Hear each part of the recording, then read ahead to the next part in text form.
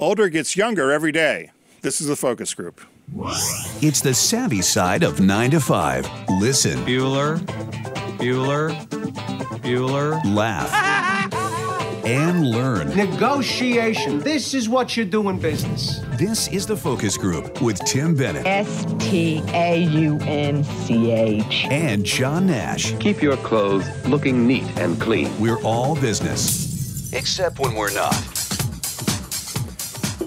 Hello and welcome to the focus group. Thanks for joining us live. I'm Tim Bennett here as always with my good friend and co-host, Mr. John Nash. Thanks for joining us if you're watching live through Facebook or through our YouTube channel, which is also called Focus Group or The Focus Group Radio. If you do the search, you'll be able to find us. You can also download all of our shows and look at, watch them or listen to them at focusgroupradio.com. There's all the audio and video options there. We ask you to please like us and subscribe and rate us and all that other stuff because we need to, right? There you go. We need to. So if you've been watching for a while, you know we haven't had a lot of guests. We've been pretty particular. But today we actually have today we have two guests, and they're the author of So Who's Counting? And one of the people is a good friend of our show here, as you know, Aaron McHugh will be joining us with Emily Lucchetti. Emily, a chef. Pastry chef, but also author of cookbooks. And they wrote a book about growing old and how we should celebrate that. And it's a book of quips and quotes. And you and I were both saying how we both read it and put us in a good mood. Put me in a great mood. It's a cute little book, and I love some of the quotes. So they're coming on in our second half. And the first half, though, we have a couple things we're going to go over and, you know, our normal stuff. By the way, this is an interesting size, and I'll save that all for when Aaron... I have a question for you, Mr. Nash. Yes. I've been watching something that I used to watch a long time, then I got bored with it, now I'm watching it again. I think it's better than it's ever been, and I don't think anybody's watching it, American Idol. Oh, no. I never even checked on it. You guys watching American Idol? I did check out one of the audition episodes a few weeks ago. It was fine. What'd you think?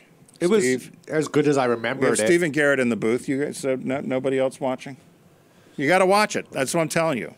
I haven't watched American Idol since 2002. You know, I hadn't watched it in a long time either. Yeah, I got to tell you, the talent that they have, I don't know how they're going to pick this year. Everybody is dynamite. And you're making a face. No, You'll watch Star Trek for the 10,000th time, rerun, but you won't watch a new live show. Because I have commitment phobia.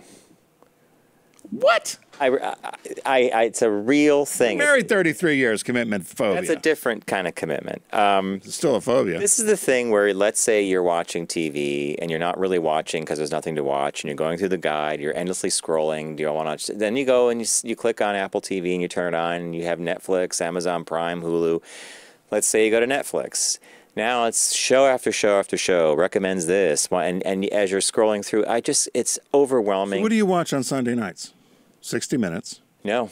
You don't even watch that anymore. Well, I'm in favor of watching a movie. So we have a lot of movies on Blu-ray that we haven't gotten to, and now we're doing this thing where it's like 3 movies a week or something, and we set up the nights we're going to watch it. An hour and a half, 2 hours. It's a movie I haven't seen. I didn't get to see it in theaters. I watch it now. But on the TV side, on the series or shows, oh my God, no. So you have a movie night? Well, yeah, multiple movie nights, yeah. Russian Doll we're watching on Netflix right now. We're like 4 episodes in. What is that? 22-minute episodes. One of the actresses is from Orange is the New Black. She's stuck in this. She basically gets killed every episode, and she wakes. The whole time thing starts again at a bathroom at a birthday party she's at. So she's like in a time loop. Like Kenny in South Park gets killed every episode. Didn't he get killed every episode? It's sort of like that. Yeah, it's sort of like that. And then... So what does she keep living over? The same thing. And as the show progresses, she tries to change she'll be super careful, but ultimately something always trips her up and she always gets killed. But then... Is it gory or anything? No, it's not. I wouldn't say that. It's, there's a dark humor to it. One season? Yeah, so far it's just Who recommended this? Oh, Pat and Gary did. A bunch of people did. And there's another series I want to watch called Bodyguard. It's a British show. British on Netflix. And everybody who told me about this show said if you can survive the first 5 minutes without flinching or turning off the TV, you're all set. Why is that? apparently something happens in the first part of this show, Bodyguard, the very first episode. I think there's only 8 episodes or something that is really like, oh my God. So is that Netflix, Bodyguard? It's Netflix, yeah. And this other one was called Russian Doll. I haven't heard of Russian Doll. Yeah, Russian Doll's not bad. And do you like it? Yeah, we enjoy it.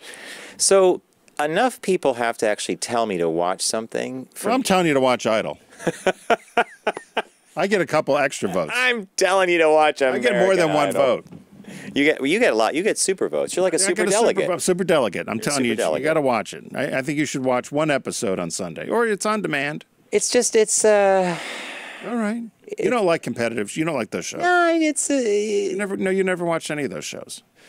I liked the Gong Show when we were growing up. That's not the Gong Show. But you never watched the dancing show, which I don't either. I don't watch The Voice. I don't watch that.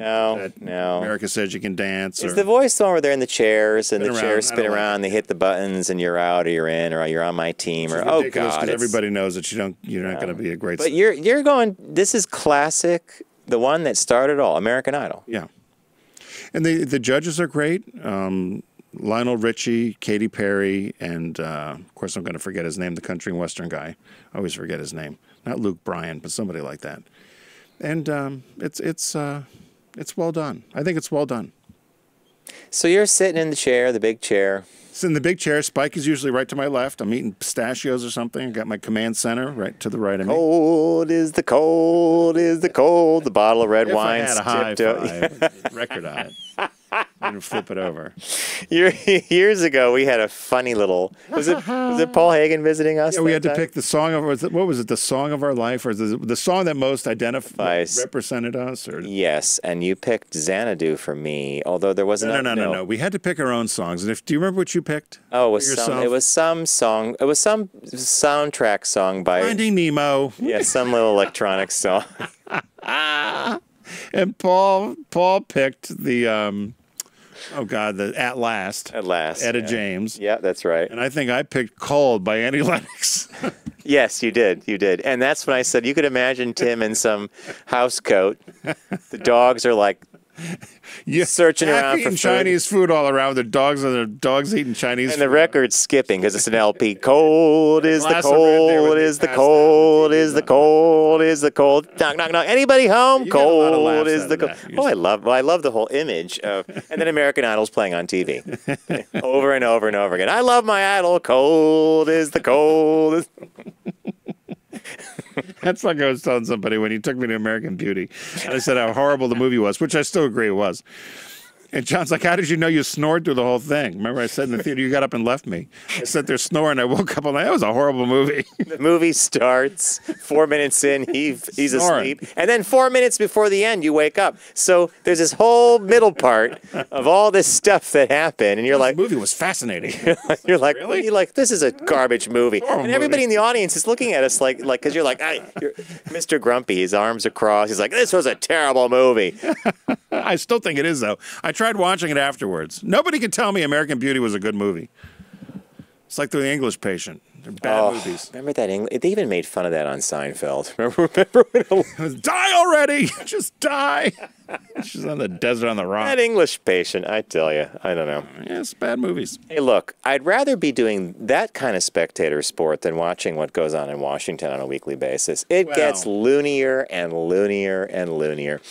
Just one for you. I don't know if you happened to see the other day, Steve Mnuchin, Secretary of Treasury. Mnuchin was being grilled by Maxine Waters. I guess he was on the mic for like 3 hours, and he's finally like, I got to leave. I didn't see that. When was this? I think it was yesterday when he goes, I got to leave. I got an appointment.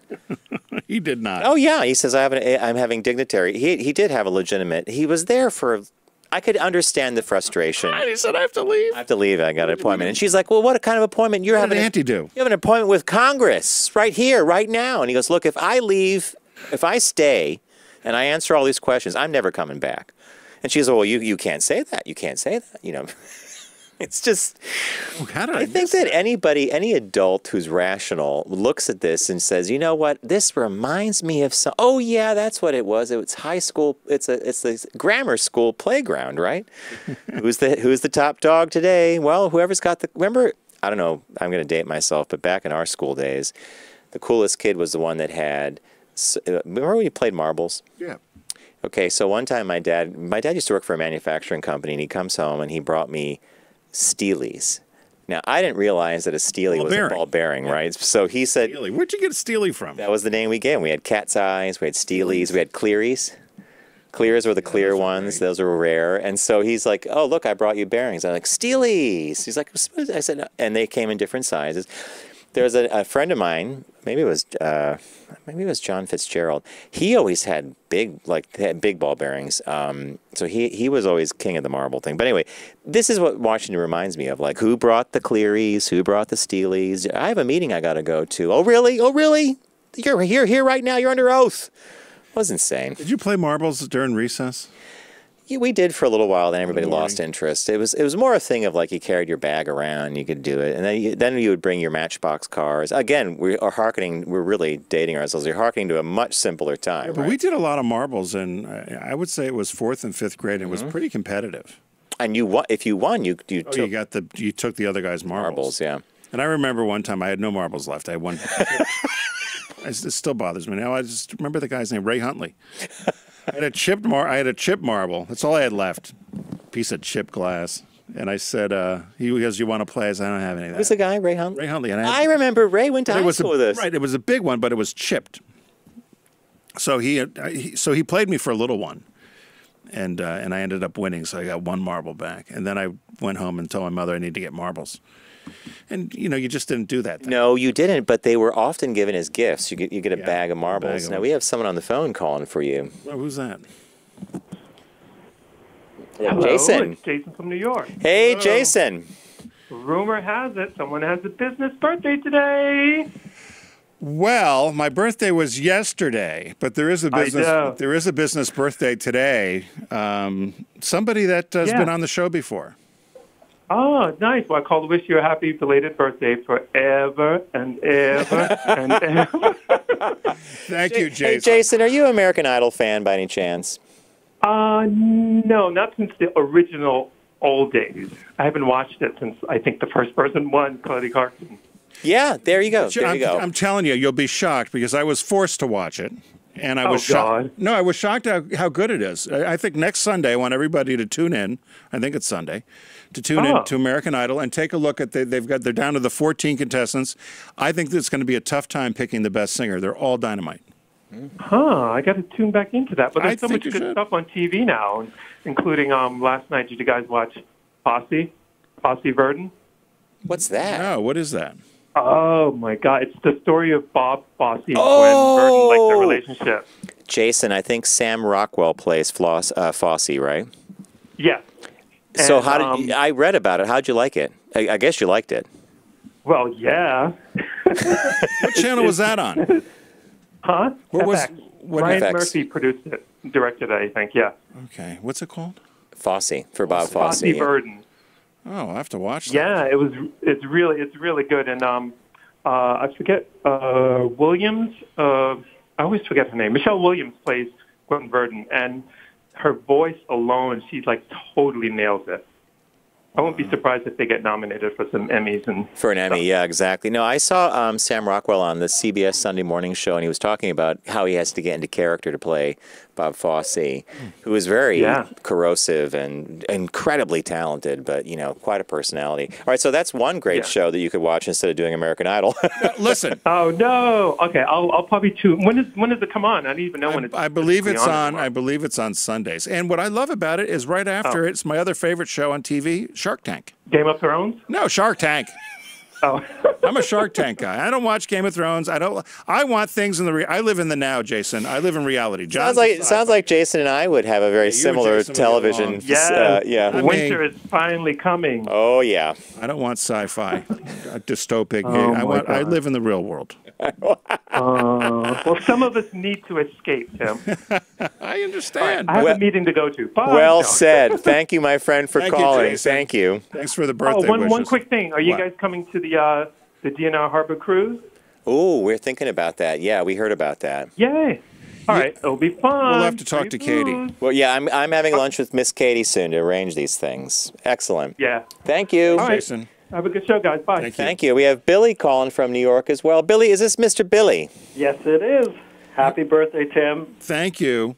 How did you know it was my birthday? On the Facebook, probably. Well, maybe because I know who you are. Maybe because I know who you never let Billy. Well, thank you for the birthday wishes. I almost forgot it was my birthday. I had a text come in at like 12:05, and I thought something was wrong. It was from Japan. It was one of the guys I used to work with in Japan had sent a and he said, "Domo arigato, Mr. Robato." If you liked him, I could be your internet stalker or something, but No, that's okay.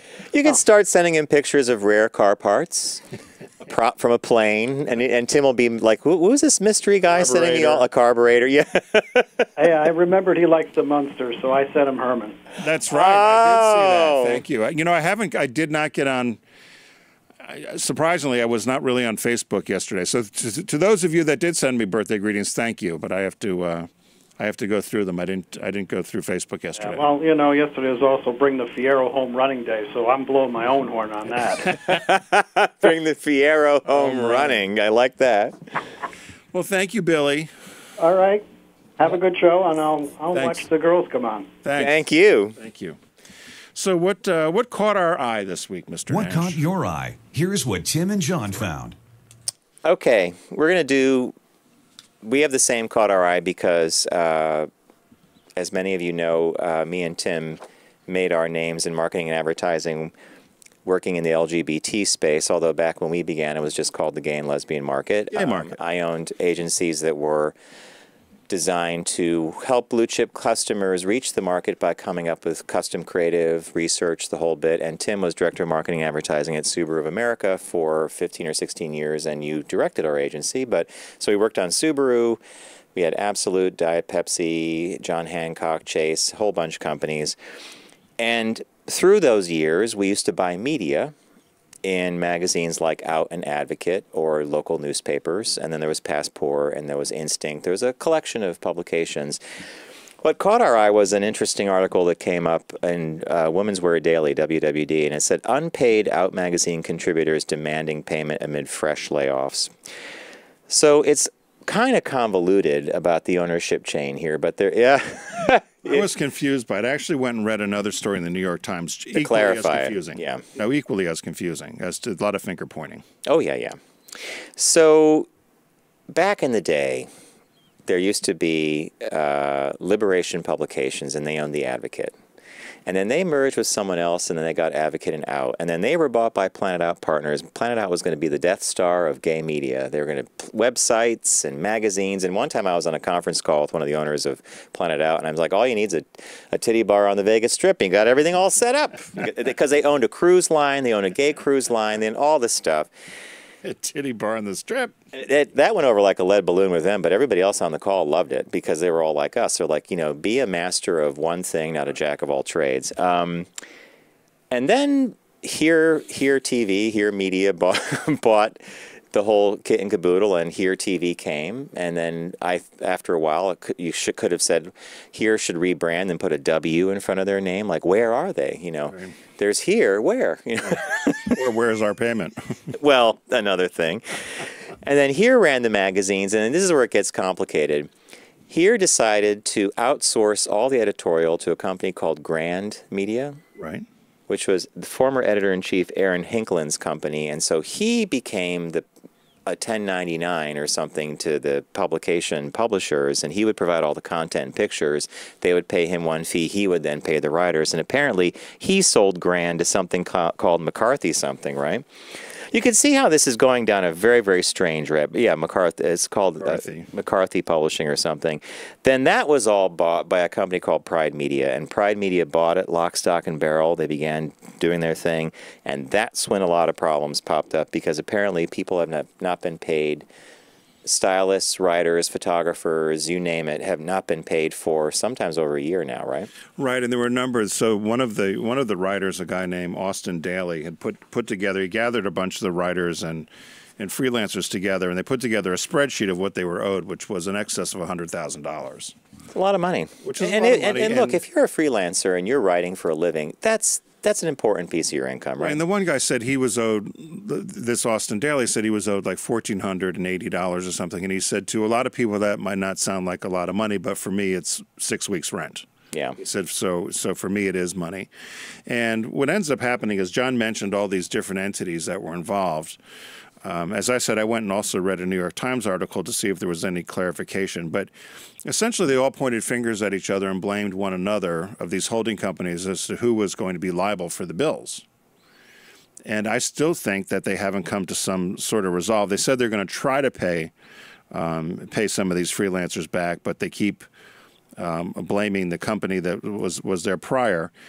And I know that I saw on Facebook even Michael Musto had written. He said they told me 2 weeks ago my check was in the mail. It just has to go a block from where I live. The reason we thought this caught our eye is because in the many years now of our professional career that we've done work in the LGBT space, maybe it's because it's a microcosm of a larger, like there are tons of magazines, but we've seen a lot of businesses go south of the border or bad, or there's this weird thing where we hear stories of people not being treated correctly or non-payment, and it seems to be aggravated or made magnified by the fact that it's the LGBT sector. Right. Maybe because you're looking at a narrow slice, and this happens all the time. But, you know, to cap this one off, Pride Media, who now owns all those, they laid off 5 staffers recently, and they instituted an 8% reduction in salary for everybody they kept. Now, I don't know how happy you would be walking in one day and someone saying, we're going to hold 8%. Right. And that's just because we're leveling out the playing field. But then when that same guy was talked to about the business, it's going gangbusters. We've never had a better year in our life. You can't have these two... I love that one. Did you? It's out of control. Brand's momentum's out of control. I like that. Which we got ads from Gucci and Cadillac. Which tells you either it's out of control, as in the brakes aren't working, and it's going to crash, or hit the accelerator. This thing's going to grow. I don't know. So is Advocate still tied up with this bunch? So yes, is it out in Advocate? It's out in Advocate. Yeah. What I always marvel at, and they did say that they had advertising from, I think they said Gucci and Cadillac and somebody else. I forget who the other brand was. But there continues to be brands over and over again that support these magazines, yet you and I struggle, a lot of other LGBT media programming struggles to try to get the attention. Yet why would these brands invest and just throw money into something that's so shoddily run? I think it's because of laziness. The media companies are lazy. It's a numbers game. You know, Out and Advocate have high web traffic. Click, click, click, click, click. That's what people want. Well, if you hire people, temps to sit and click all day. But I got to tell you something. If you're a media buyer and your responsibility is to know the market you're advising your clients on, wouldn't you pay attention to this story? Well, I laughed at Cadillac because... And wouldn't you say to yourself, okay, I'm going to be doing a big buy, and it turns out that this might actually not be a viable entity. I mean, I don't want to knock it, but... When stories, let's just end it this way. When a story from a LGBT magazine reaches Women's Wear Daily and the New York Times, something's going on. What's that? Where there's smoke? There's smoke, there's fire. The other thing I always marvel at, though, with any of these magazines and all the focus groups we used to do, whenever we'd go to all these cities, and probably covered in our time 20 to 25 U.S. cities, and asked gay and lesbian consumers about what they consumed. Never heard of it. It was always local media. Yeah, newspapers. Local newspapers, local media. I don't think we ever had somebody say they referenced an ad that they saw that were in one of the national publications, whether it was Genre or Out or any of these magazines. So I feel bad because I think... a lot of talented people get affected. But magazines like this are needed, but they need to be also better run. And what you had mentioned, the New York Times had a sub-story that said similar things happening to Ebony and Jet magazine for the African-American community. So maybe it's just that magazines in general are struggling and catching up to the niche titles. Yeah. So, okay. Do you get either magazine? Nope. Nope. Not even free? Not even free, no. But... All right. Our business birthday today. Everyone does celebrity birthday greetings, but the Focus Group is the only show in the universe that celebrates business birthdays. One time I had said to John that I had a couple of business birthdays, and I didn't think they fit the category because they were entertainers. And John said, oh, no, they're somebody who's an entertainer, that's a career. Mm-hmm. And you have to run your business and all those other things that go with it. So this one popped up, and she'd been a guest on our show. Her birthday is today, April 10th. She was born in 1928. She's 91 today. She's sold out if you're in New York City area at Feinstein's 54 Below. We tried to get tickets for my birthday. We couldn't. You could. We could, but they we were didn't. super expensive. They were super expensive, but I do want to go see her. Marilyn May. And if you don't know who Marilyn May is, if you're watching online, there's a picture of John and I when she was in the studio with us at SiriusXM. And then there she is at her 89th birthday, kicking up her shoe like that. Can you believe? I can't do that now. She's doing a high kick. High kick. She's 91 today. She's an American treasure. I mean, she really is an icon. She's from Wichita, Kansas. And she started singing at the age of 3. She won a talent contest at 14, and she had a 13-week appearance at on the radio in Topeka, Kansas. And she then moved to Kansas City, Missouri, where she was discovered by Steve Allen. Remember she talked about that, yeah. And shortly after that, she had a contract with RCA. In 1966, she got a nomination for a Grammy Award for the Best New Artist.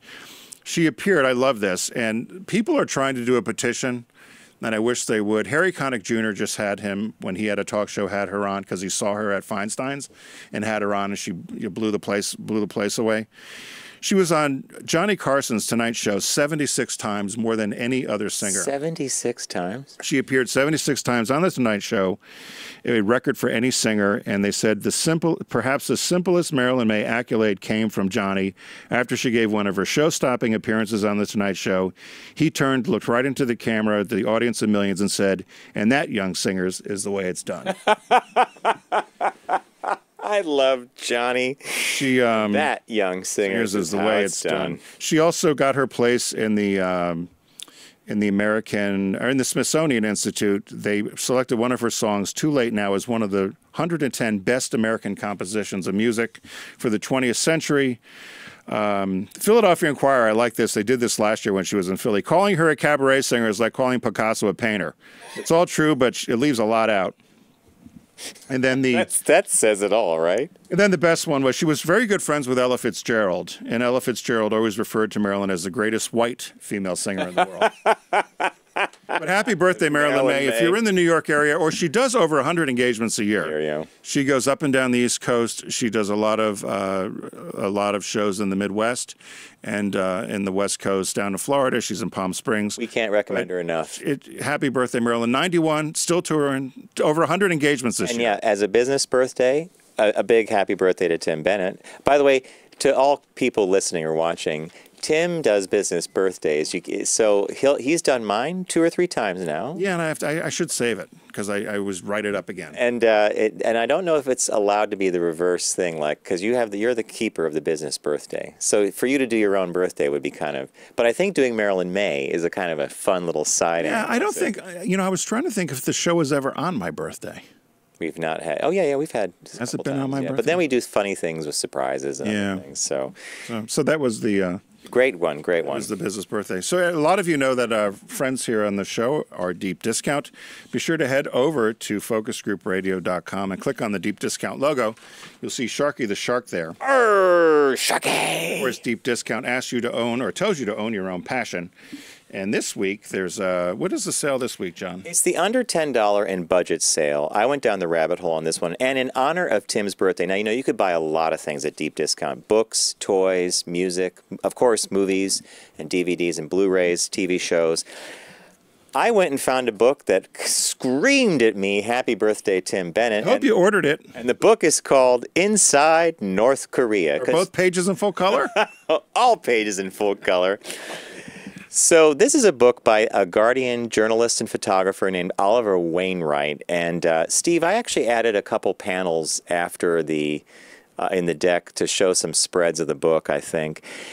He was granted access to Pyongyang in a rather unprecedented way. And here, if you happen to be watching on the video, there are some pictures of these incredibly sterile environments. Mid-century modern. So what we're looking at here is the locker room to this beautiful stadium that no one's ever going to use. And in fact, one of the captions. Pictures of the dear leaders in every room. Yeah, and it's for FIFA, the soccer league. So, erased by bombing during the Korean War, North Korea's trophy capital of Pyongyang was entirely rebuilt from scratch starting in 1953. under the vision of Kim Il-sung, which is the daddy of them all, right? The father. Born in Russia, by the way. Designed it. Seriously? Yeah. So here's a picture of kids in some enormous ballroom. I guess they're doing dancing or something. They're adorable, actually.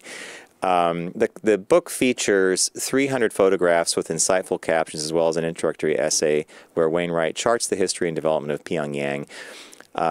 So I just thought, because of Tim's... Perfect. Yeah, a fascinating photographic tour of North Korea's colorful and bizarre interiors which resemble Wes Anderson movie sets. That could be a coffee table book. I got to get that. It's $42.50 at deep discount, and it's Inside North Korea. Oh, thank you. That's a good one. That's for you. I picked Saturday Night Fever, which is the director's cut. Brilliant. Oh, there's a director's cut? There's a director's cut. It was released in 2017. Of course, made John Travolta a star and got him nominated for an Oscar. And it's one of these where we often talk about you've loaned things out or you didn't get that something back. so well you don't get them back. But this one, as a director's cut, actually has interviews from the directors and cast, and it's $8.95 or $8.85. So you can't beat it. So add that to your collection. Saturday Night Fever. That bar, I think, is still in existence, isn't it? The movie came out in '77. It's a discotheque out in Queens. Yeah, and there's something about the dance floor that's lights still up. there. Yeah, I remember going there once. Didn't it turn into a gay bar? It might have actually. I think you actually may have taken me there.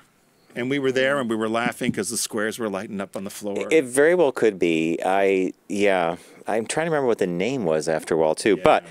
But the release this week at deep discount is Ray Donovan Season 6. Ray Donovan is a fixer. He works for a powerful Los Angeles law firm and specializes in helping their rich and famous clients clean up situations that could cause serious embarrassment and unwanted publicity. A lot of friends of mine like this show. I haven't gotten into it personally, but if it's at season 6 and it's now on DVD, we can guess that it's a successful run, right? I know a lot of people do like it. I've not seen it. Liev Schreiber is the main actor, and I think season 6 also has a lot of John Voight in it because he plays his Liev Schreiber's father, the Ray Donovan father, a character.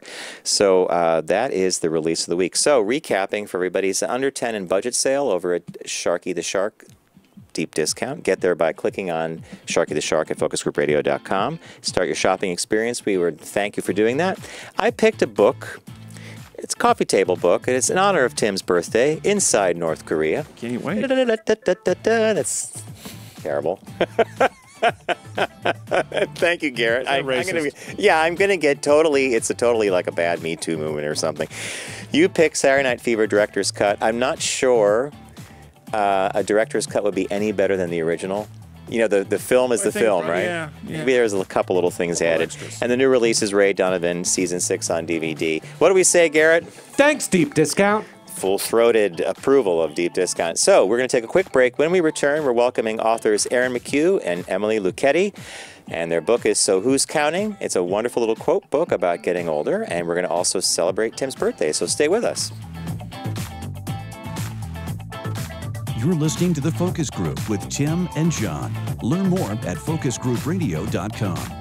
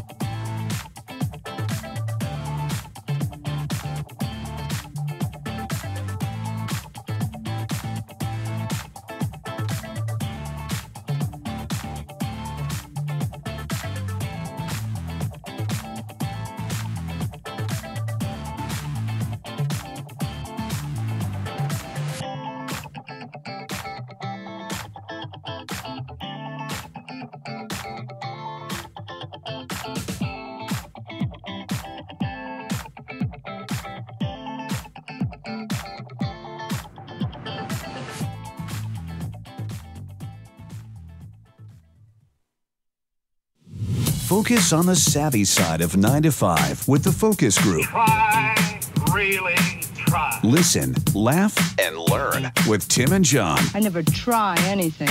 I just do it. So, as promised, older gets younger every day. Hey, I'm Tim Bennett here with my good friend and co-host, John Nash. We are the Focus Group. Thanks for tuning in live every Wednesday at 1 p.m. East through Facebook or through our stream at YouTube, at the YouTube channel. And, of course, you can find us at any time at focusgroupradio.com, all of our audio and video platforms, including our podcast, which is TFG Unbuttoned. We are so excited to have joining us today Aaron McHugh and Emily Lucchetti. Lucchetti. You got it right. I got it wrong the first time. And now I said it wrong. Yeah. When it didn't matter, you got it right. I know. Did you coordinate your outfits? No, actually, we didn't. But we're so good and angelic. We always, white suits us. That cork popping is to celebrate the publishing of So Who's Counting and Tim's birthday. May you always be 29. 29 birthday. 29, exactly. Living proof that older is getting younger all the time. Many of you may recognize Aaron as a family member here in the Focus Group. I was trying to remember what appearance this is of yours. It's got to be 10. I don't know. Just about, I guess. You've co-hosted sometimes. I love co-hosting. It's important to note that Aaron was our first guest on this set.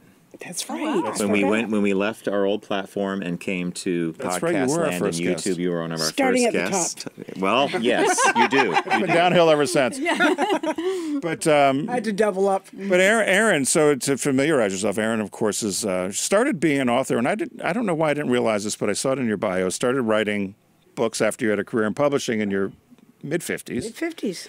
And Emily's a renowned pastry chef and also has written cookbooks. Cookbooks, correct. And so before we get to the book, tell us about how you two connected to write this book together. We have a mutual friend in Massachusetts, and Emily comes by for the summer, but she lives in San Francisco. And this friend introduces Emily, said, gee, I would like to write things that are not cookbooks.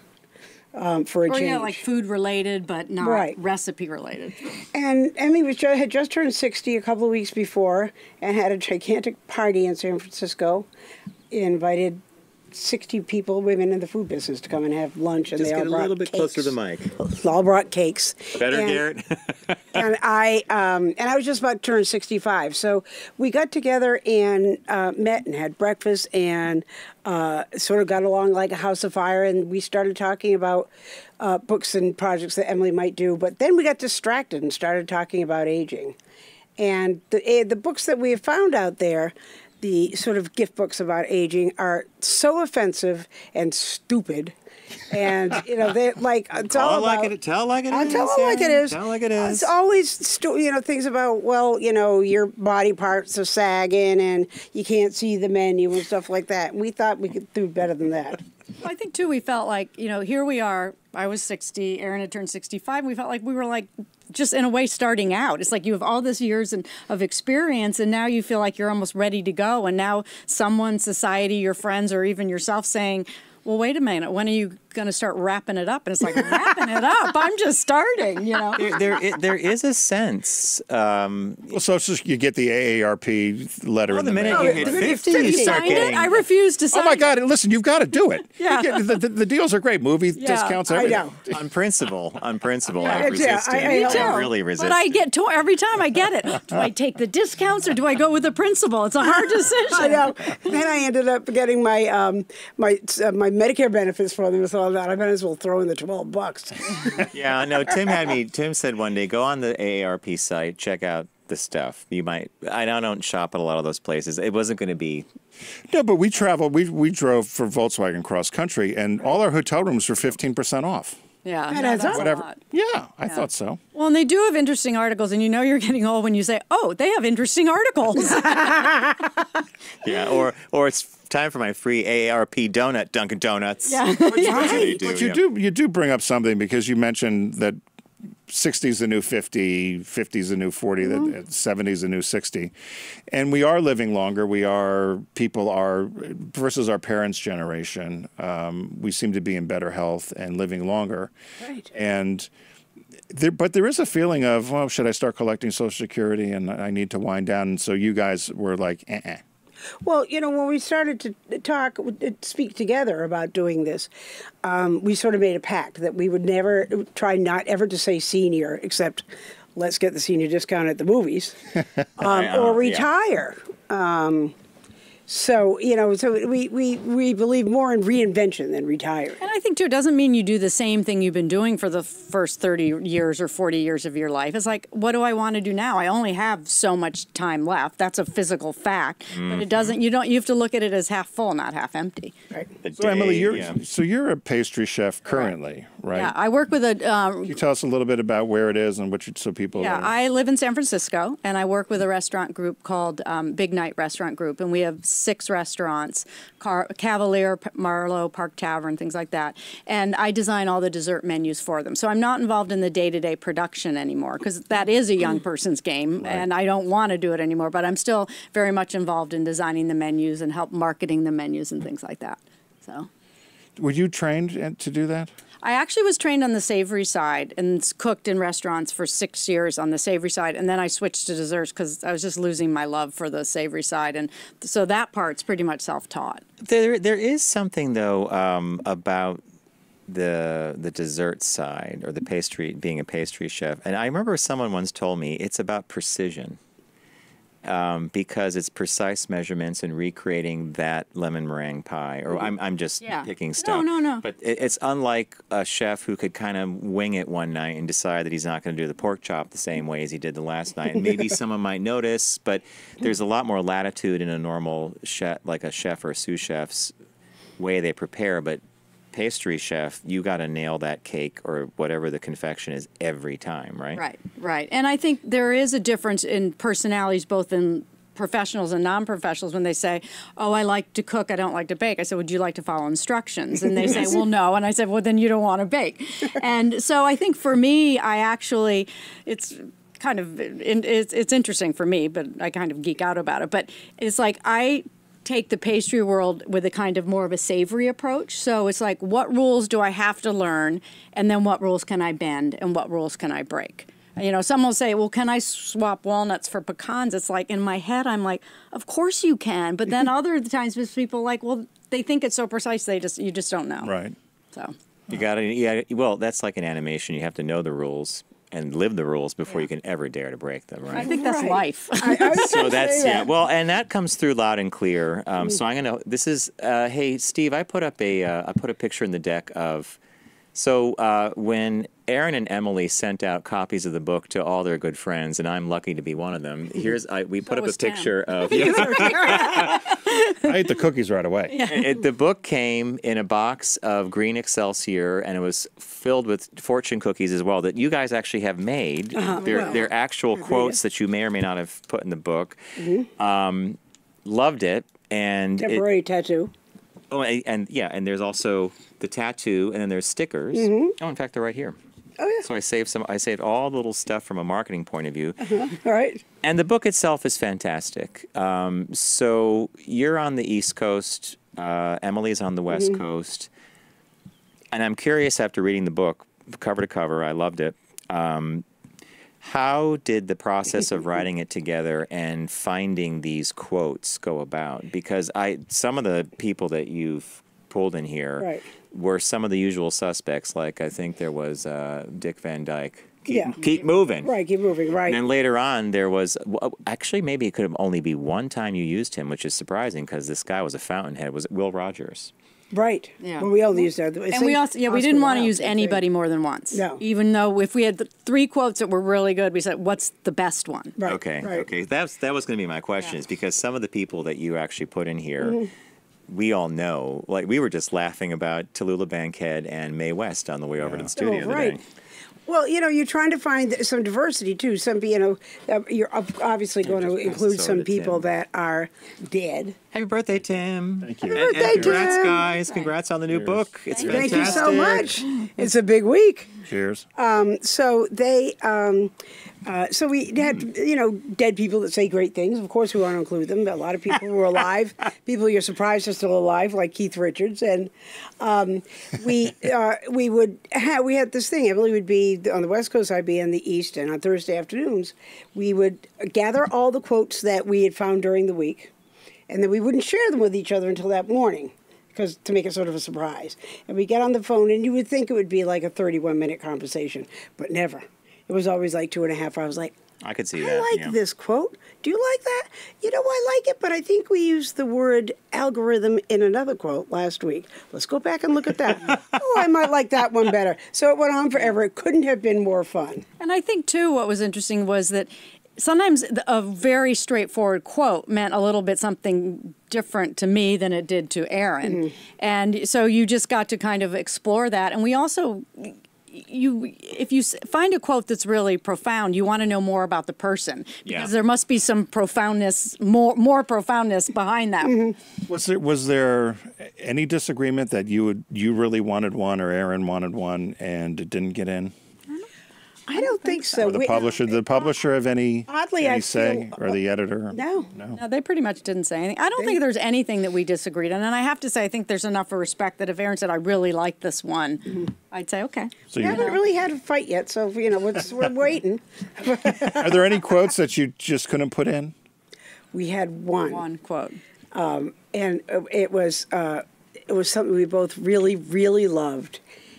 But we both remember how this went down completely differently. So I'll let you tell where you... So the quote I found was, I never want to be the former anything.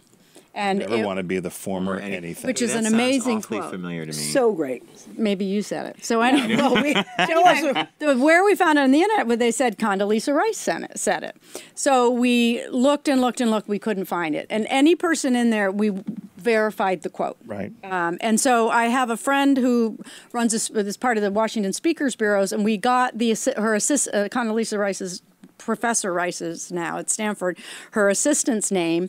And so I contacted her and I said, "Can you please verify this quote?" So she wrote back and she said, "Well, I'm sorry. We searched high and low. I can't find it anywhere." This was the assistant. And I said, "Well," I emailed her back. I said, "Do you think you could just maybe ask her?" Yeah. And she's like, I asked her, she goes, "I never said it." I said, "Well, can you say it now?" Of course, so I didn't tell Aaron that I was doing the research, because I'm one of these people that's like, if I have news, I'll deliver the news. I'm not going to get involved in the process. And I'm completely the opposite, as you know. So she knew we'd thrown the quote out. Right. So we had the big discussion that we couldn't keep it. And Emily said, "I'm going to write to her." And I said, "Yeah. You're going to write to Madam Secretary. Here's what the letter says. Dear Madam Secretary, do you like cake?" And so like months went by and we heard nothing more of it. So I was in a meeting somewhere, and I got a text from Emily, and it was like midnight. She was somewhere else, and it was midnight her time, so it sort of worried me. We had finished our work for the day, so I'm in the meeting, but I sort of click and I look at it, and here's what the email says. Dear Aaron, I've heard from the doctor, and I'm afraid the news isn't good. It isn't anything what we had hoped for. And I thought, she's got stage 4 something. She's not even going to, she's going to die before the book comes out. Well, I didn't know that now the lady called herself Dr. Rice and not Madam Secretary. So I got all in a state that Emily was dying, and it was just about the quote. But did you say we never found out who said that? Yeah. I've never found it anywhere. Like, a lot of the quotes we found attributed to a couple different people, and then we trace it back and find the most early, rendition of it. So do you need to get any permissions to use these, or as long as you credit them, you're fine? As long as you credit them, if it's short like that, I think if you took a couple of paragraphs, it wouldn't be what's called fair use. But that's why you have to be I would careful. hardly think. Yeah. That these quotes would be even, right. Yeah, and they copyright were all, law is weird, but we've got it evens down to like so-and-so said it at a speech at this university on this date, So. Do you guys have a favorite quote, or is it impossible to pick? I picked 3 that I liked. Let's hear yours. Yeah, let's see, yeah. Well, one of them is probably obvious. It was from John Hughes. Life moves pretty fast. If you don't stop and look around once in a while, you could miss it. Of course, that was Ferris Bueller. And John Hughes wrote the script, yeah. I always liked that one because I just thought it was really about, taking heed and time.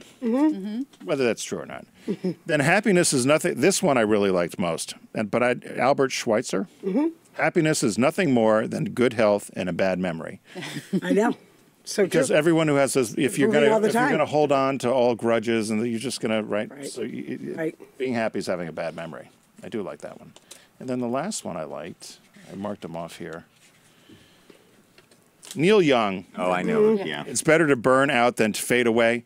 Although it was a little bit similar to the Brokaw quote, or Dan Rather, where he said, I'd much rather wear out than rust out. Yeah, right. So those were the three that I really, they put a smile on my face and I laughed. And Right. Yeah. And then I got lost just a couple of weeks ago in a black hole about Neil Young, thinking, let me find out more about that. I thought, oh my gosh, About Neil Young. Yeah. I'm surprised you didn't nail these two, and they're literally side by side. ones? Well, one is Dolly Parton. I just don't have time to get old. Yeah. And she's also she has some great business quotes too. Like she always professes you have to be your own manager. She's got because she's had quite a career. Was she the one who always said it takes a lot of money to look this cheap? Yep. Yeah.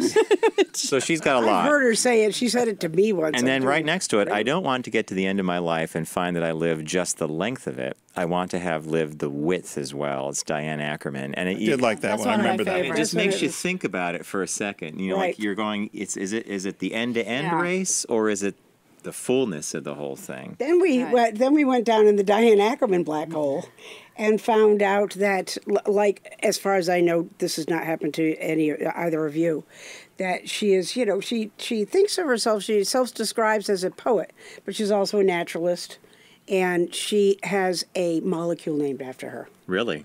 The Diane Ackerman. And it's not like a star that you can go buy for somebody. A molecule named it. I know. I thought maybe a small street named after her. So the other thing that I wanted to comment on about reading the book, and again, we're talking to Erin McHugh and Emily Luchetti. Can I steal a cupcake? You may steal a cupcake. Happy birthday it's to time you. to serve you. It's just your birthday. The other thing about the book that I want to kind of compliment you, not kind of, but compliment you on is there is a flow to it that I think I was actually a little more than halfway through when I realized there's a cadence to this thing. And the cadence actually does a nice job of matching each of your chapters. But it does build. It's like a little ding, ding, ding, like a little wave up. And I thought, God, the challenge of this would be you would have all these quotes laying on a table. Let's say you had 4x5 Did you see that picture? Yeah, the note cards. And then how you arrange those. And I know it might not seem to someone watching or listening that might be a big or a small thing, but just moving two of these things around or moving it to a different category could change the thought and the feeling of that particular section. Well, thank you for that, because that's a nice compliment, and we worked really hard doing it. I mean, not only are you winnowing down all the stuff, but you're also slotting it into these silos that are all interconnected, and by the time you get to the end of the book, you're like, I said to Tim, we met, he said, what'd you think? I said, I loved it. I said, it's one of these books that you read it, and, it's 40 or 45 minutes later, longer if you kind of start folding the pages down and contemplating what you're reading, but you feel great. Right. I felt great. I was like, I like this thinking. I want this mindset to move forward. Exactly. Well, we want to be that goes inspiring and empowering and positive instead of self-deprecating. Yeah. Your chin's down at your knees and you're sitting in a corner by a fireplace. Yeah. Well, I think it's great. I mean, you always seem to plan it right, too, as Mother's Day and Father's Day comes around, or graduation or anything. But it's a great, I said to John, it'd be a great stocking stuffer. It'd be a great book to bring to somebody's house as a hostess gift. Yeah. Better than a cheap bottle of wine. Well, that was a whole other part of throughout the book. At least 4 times, different people have said, and I think you almost have one per section, that you cannot. The theory behind some of these quotes, or the thought is, it's inevitable. Right. And it comes through in these quotes like, hey, you're lucky to get to this point, so you might as well enjoy it. Or, what was that line you said to me the other day? We were talking about. It was this. You were telling me about this guy who yelled at you or something. He's like, "You should get to my age." Oh no, I'm sorry, it's Bob. Bob, we were talking about the book at dinner last night, and Bob said to me he used to work at this company, and he and this young guy were watching these 2 older janitors talk, and they were laughing. And one of them had these funny pants on or something, and the guy looks at me and says, "What are you laughing about?" He goes.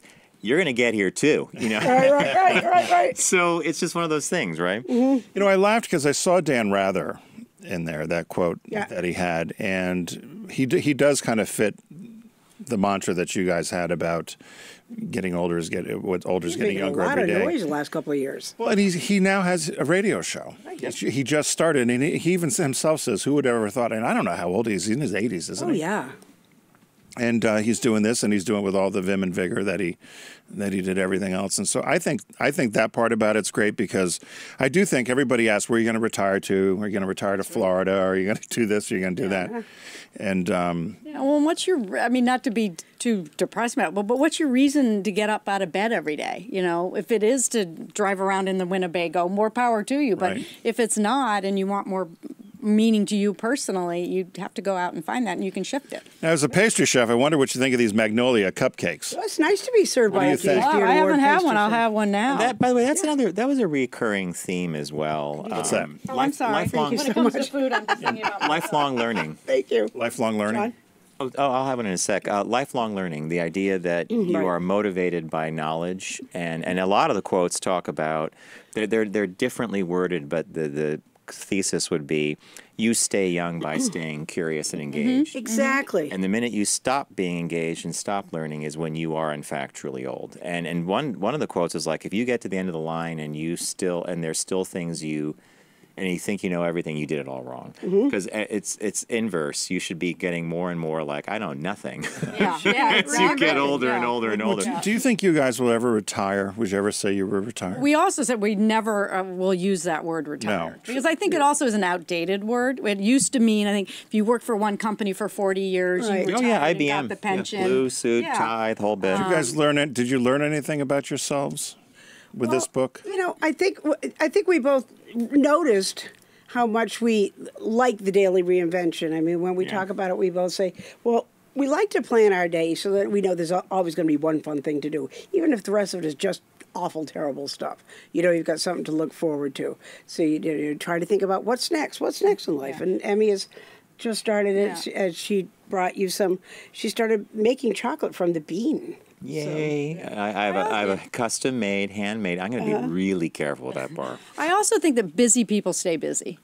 And so you may say, I may have outgrown working in a restaurant for 14 hours a day, but I'm going to find something else to do. And it's not even something that you think about saying, that you have to force yourself to find that thing. It almost finds you. Well, you both live in two beautiful parts of the country. That's right. You're in Cape Cod and you're in Sausalito. Yeah. Will you stay in those places? Well, I actually have a little beach house near Erin. Okay. And because I grew up in the East Coast, love California, but we don't have summer out there. We have fall, not like we do, yeah. I was poking around about the pastry thing with you because I noticed in your bio where you went to college. You went to Denison. I went to school right down the road at Marietta. And I know they didn't teach pastry and that sort of stuff at that liberal arts college. What did you study? Sociology. Okay.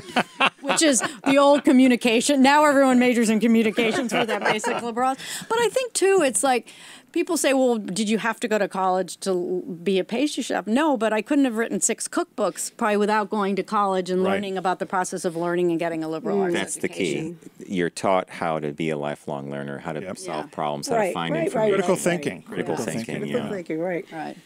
All right, we have to sadly wrap it up. What do you say, Tim? Time is never Time's our a friend. thief. Time's a thief. But that was from Little Edie.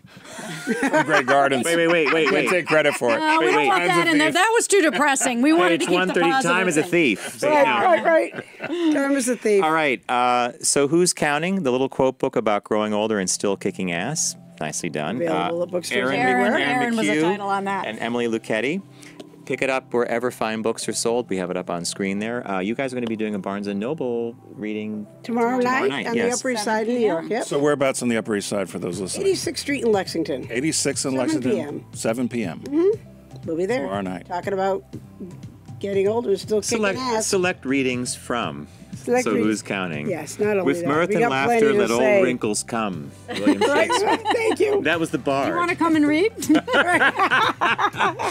Thank you guys for joining us. Thanks for having us. It's been a pleasure. Tim, another belated happy birthday again. Thank you. Yes, And happy again, birthday. congrats on this. Thank This is you, a thank real you. achievement. Anybody who does a book deserves Well, not every book deserves this kind of credit. I'll just say it that way. We'll take it. Hey, we want to thank Deep Discount for being a partner of ours here on the Focus Group. Go to focusgroupradio.com, click on the shark, and begin your that's the Sharky. Begin your shopping experience. And we always like to say, don't text and drive, arrive alive. So everybody stay healthy and happy, and don't grow older. Get your So Who's Counting today. We'll see you next week. It's The Focus Group with Tim Bennett and John Nash. Accessible on all platforms. Subscribe, like, and rate us on your platform of choice. Learn more at focusgroupradio.com. That was a stunning focus group.